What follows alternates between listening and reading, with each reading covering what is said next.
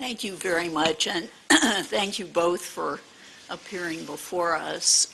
Mr. Buffett, I'm going to take advantage of your being here by asking you about derivatives and your views of them.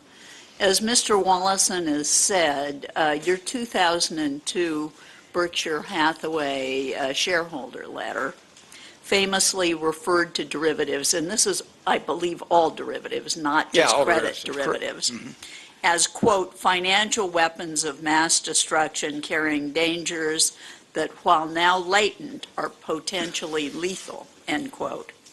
You also presciently said that they are, quote, time bombs both for the parties that deal in them and the economic system, end quote.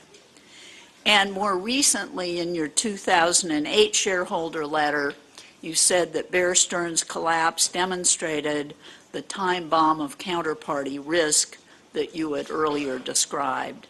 And I would ask that these two shareholder letters be placed in the record. And they will be. I would like you to describe your view of the role that derivatives has played in the current financial crisis.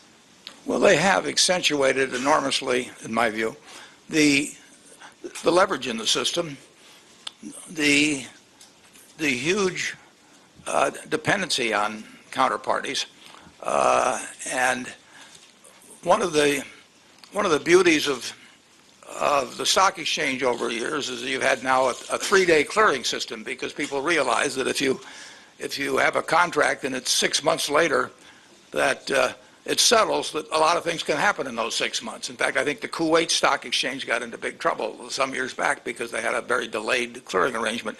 And derivatives are contracts with sometimes unbelievably long settlement periods. At Gen Re, we inherited 23,000 derivative contracts. I could have hired the 50 smartest PhDs out of MIT to prepare some kind of report that would tell me the risk I was bearing, and I wouldn't have gotten the answer. I mean, it was impossible to get your mind around that. We had 900 counterparties. I couldn't pronounce the names of a couple of hundred of them. I mean, they were foreign institutions I'd never heard of. And in effect, the integrity of our balance sheet at Gen Re was dependent upon all of these people behaving at times in the future which strung out to almost 100 years in a few cases. So the only answer was to get out of the business. I couldn't design a system that would enable me to know what the hell was going on. So if that was my problem with 23,000 of them, I've read about vastly greater numbers that existed at Bear Stearns or at Lehman and something. I just think institutions can get out of control, and I don't think that that's a good thing for the system, particularly when, if they're large enough, if they get out of control, it means that society gets disrupted in a very, very major way.